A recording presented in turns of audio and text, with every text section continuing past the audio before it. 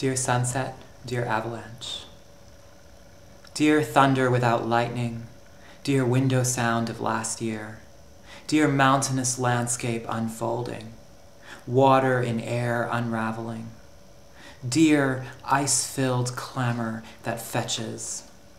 I'm fetching, tolling, a libelous suit sold and soldiering up the slopes, navigating the trails without adequate supplies, opening up the roof of the ride, a somnambulist, a compassless climber, a lunchless hack, naked on the rock road, my ear cocked to the distance, dear solo slipping sun.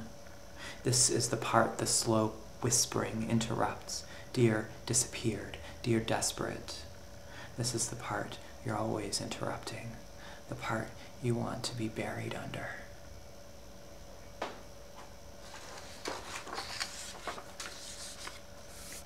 Mouth.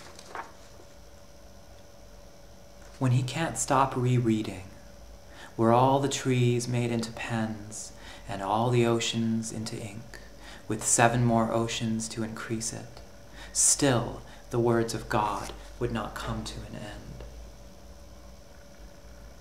He thinks, is it possible then the entire universe is scrap metal for meditation?